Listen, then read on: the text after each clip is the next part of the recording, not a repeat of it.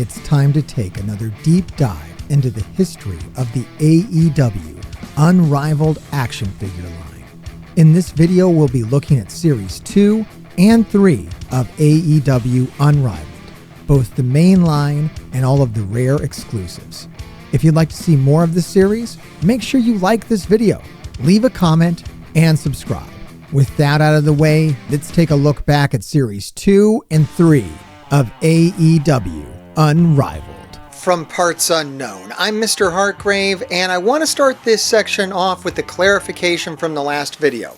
In the last video, I kind of implied that the Series 1, Version 1, and Version 2 were put out right next to each other, but that's not actually the case. The official timeline goes: Series 1 is released, and it has an issue with the colorization of the figures. They release Series 2, where they have a good coloration, good skin tones on the figures, and then they re-release Series 1, Version 2, along with the Series 3 figures. Just so everybody is clear on the timeline of that and what you're buying when you're out there hunting around and looking for figures. Now you know how much difference there is between a Series 1 Version 1 and a Series 1 Version 2. I hope that clears everything up. I'm going to be showing you all the figures that I've collected in both Series 2 and Series 3. Before we dive into Series 2 and Series 3, just highlighting once again, this is a Version 1 figure. You can see that there's some slight color issues with the figure itself. That's one of the things that's going to tip you off it's Version 1. Plus, if you look down there in the lower left-hand corner, you're going to see it just says Series 1. It won't say Version 1. They didn't know that there was going to be a Version 1 and Version 2 when they made this. You're going to see when we go over to the Series 2 figures how much different the coloring is from the Series 1. The first Series 2 figure that I want to show you in this video that I have in my collection is MJF. This is the very first MJF figure. It's in the Series 2 line. And from this point forward, there's no more Version 1, Version 2. This is it. This is the first MJF figure. They've made many other MJF figures after this. They'll probably make many more after that. Along with MJF in the Series 2, we also get our very first Hangman Adam Page. So a lot of firsts for Series 2. I think they're really trying to build out the core wrestlers. Between what you see in Series 1 and what you see in Series 2, they introduce as many of the core big name AEW wrestlers as they can. I feel like Series 1 was really focused on like the EVPs, the founders, Jericho. And then Series 2 is bringing in some of that talent that they wanted to build up, or like a new acquisition like Moxley, which we're going to talk about later when we really look at every single figure, not even just the ones that I own, but like every figure. But here we have the first Hangman Adam Page, and I'm really happy to have this one in the collection. I think it's a great figure. He has the lasso with him. I think this is the only Hangman Adam Page to really have like a lasso. Other Hangman Adam Pages that you're going to find are going to have, pitchers and solo cups and things of that nature, kind of referencing his drinking. This figure is really focused more on the Hangman part of his character. You got him there on the horse on the back, really playing up the cowboy stuff. And a first for this series of videos, this is my first signed figure that I'm showing off here. This is a Series 2, Dustin Rhodes. This actually isn't the first Dustin Rhodes figure. The first Dustin Rhodes figure that was made, you'll actually see featured in the previous video in this series as part of the Blood and Guts between Cody and Dustin Rhodes. That was actually the first Dustin Rhodes figure.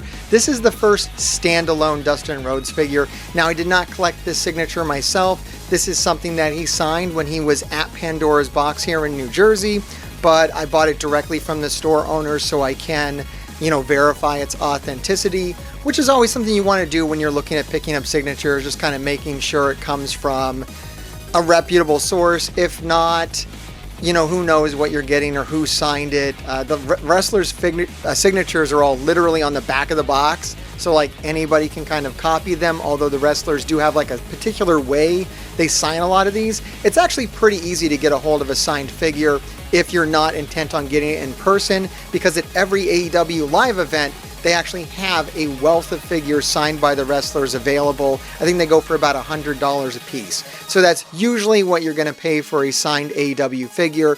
Unless you're getting it signed yourself, you might get some kind of discount then, or maybe if you're lucky to catch them and they're in a good mood, they might sign it for free. But yeah, there's my Dustin Rhodes. He's a Series 2. First Dustin Rhodes. Very happy to have this signed piece.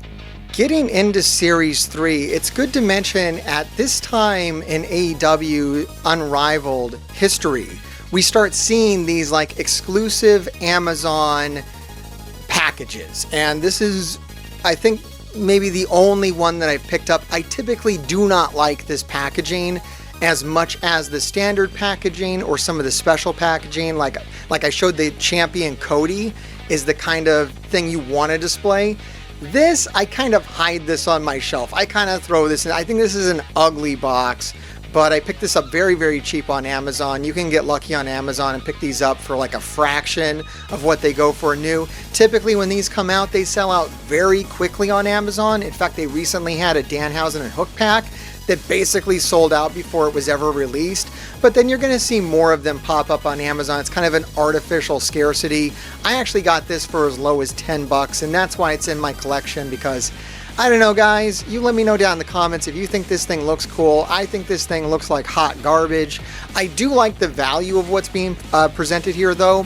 This being just a $10 or $20 purchase. You get a couple of extra jackets here, a bunch of accessories. I think that's nice, but really the presentation kind of makes and breaks it for me. I don't care for this presentation. There's a lot of tag team packs that are presented this way. They put out a lot of gear packs. We're going to get into that in just a second, but I just wanted to show this off. This is currently my only standalone figure from Series 3. It is a Reho figure. And I don't know why I don't own a lot of Series 3. I guess I found them kind of scarce. A lot of the wrestlers have had other figures in other series after this one. So maybe they don't end up getting stocked as much. These feel like kind of more...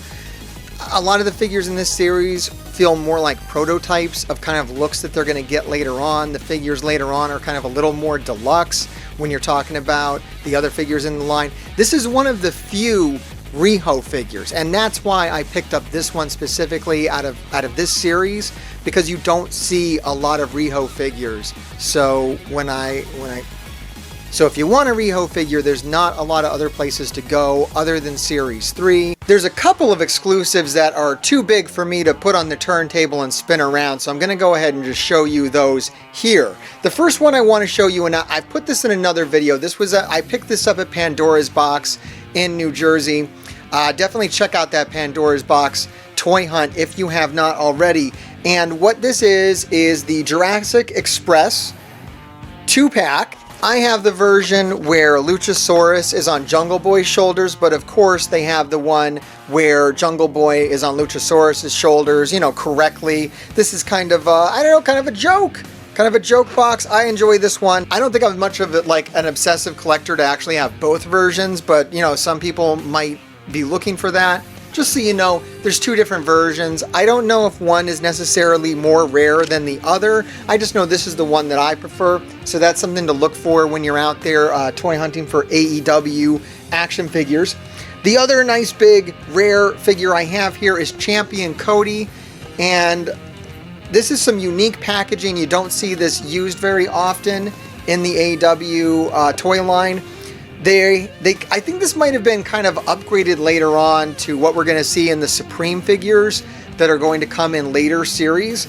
But this is the first kind of, big box format piece that they have celebrating Cody's run as TNT champion. I was able to grab this. Good price for this is usually around, $40. If you can pick this up for $40, you're doing pretty well. Any less than that is a steal. You might see them for as much as $80 though out in the wild. So there's something cool to look for. Those were all the pieces that I have from Series 2 and 3 in my collection, but let's have a look at everything. Let's see everything that they put out around this time. So one thing I haven't picked up yet is Jon Moxley from Series 2. Of course, Jon Moxley entered the company around this time, and they quickly got a figure of Jon Moxley out as quickly as possible because he's such a big member of the roster. So very cool to see him is included in this series as early as 2020. Of course, we got the original Hangman and MJF figures. We saw those earlier.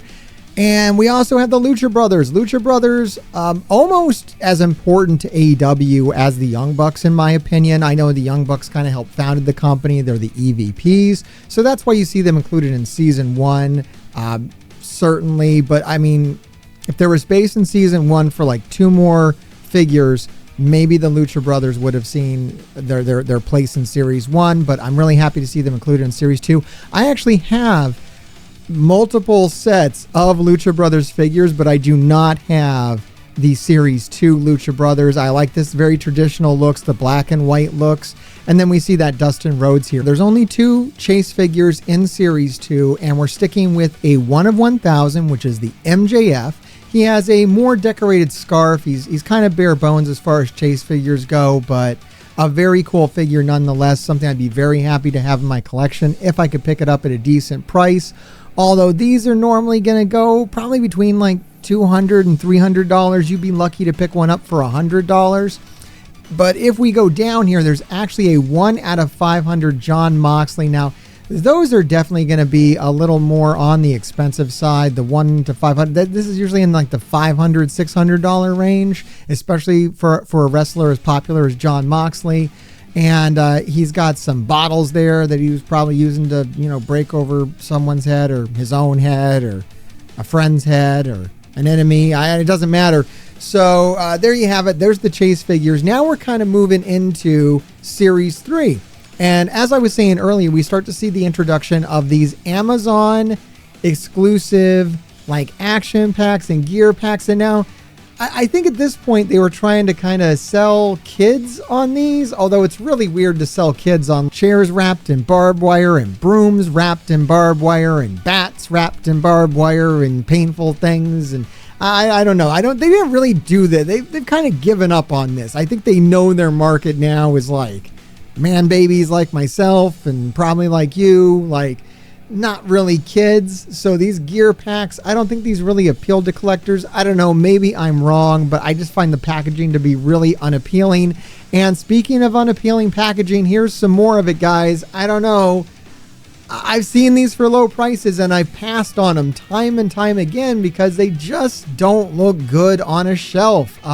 These are designed to be a good value for you to open them up and play with them, I guess for kids. And I don't know a lot of kids who are into this. If your kids are into this, that's cool, but they're into one of the most bloody and violent wrestling promotions that gets mainstream attention. So, they might need some psychological attention at some point, but that's my kids. I'm kind of worried about them. Anyways, those are the Amazon exclusive gear packs, and let's see some other exclusives that came out around this time. Now, this I've never seen. I haven't seen this for sale. I haven't seen this on eBay or anywhere. There's actually an AEW wrestling ring with an exclusive Hangman figure included. That's super rare. I don't know what those kind of things go for. Most of the wrestling rings go for around $100. You'll see the championship Cody there. I showed that off earlier in the video, and then there's both versions of the Jurassic Express 2-pack, one with Jungle Boy up on the shoulders and one with Jungle Boy having Luchasaurus up on his shoulders. Now, the wrestling ring that I'm most looking for, that I most want, is this one right here. If I was going to pick up a wrestling ring, this is the one I want because it has Aubrey Edwards attached. I believe this is the only way to get an Aubrey Edwards AEW action figure is to buy it with this ring. This has got to be kind of ungodly rare. I don't know how common it was when it was out, but I think a lot of stores wouldn't want to stock this thing because I think they were probably finding at this point that AEW figures were not exactly flying off the shelves. Kids weren't buying them. It's not like WWE figures. That's a product that's much more geared towards, kids, I feel, with just less blood and profanity and whatnot. So I think it just lends itself better to less collectors and more kids. And that's what you're going to have when you're buying these wrestling rings and these gear packs and stuff. Maybe a bit of a misfire on behalf of, the manufacturer or the creative minds behind this. And then it is also this time, right at the start of Series 3, where we reissue Series 1 with the more correct colorization, right? With the more accurate skin tone. So you're going to see that reintroduced here, basically just reprinting, and then Series 3 itself.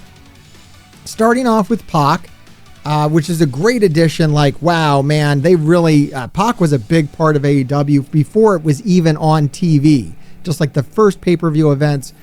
So Pac, it's really great to see him come in a little late here on Season 3.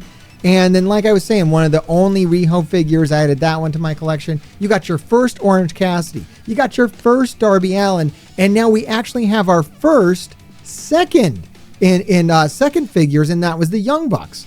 The first set of guys to get a second figure were the Young Bucks, and you're going to see them here in Series 3. And not only was this a series where you're going to find the very first Reho, one of the very only Reho figures, but it's also one of the Chase figures, 1 out of 1,000. They did have a variant of Reho.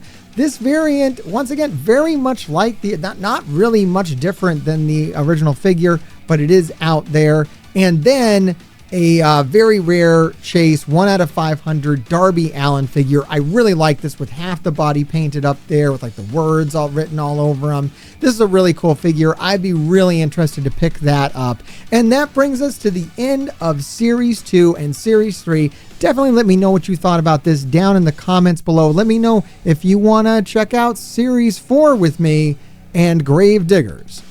Keep digging. Alright, like, subscribe, and watch another video, or be cursed. And if you're cursed, that means the grave diggers will keep digging your graves. You probably want to. I fall down on my knees in praise of the horrible things that took her away.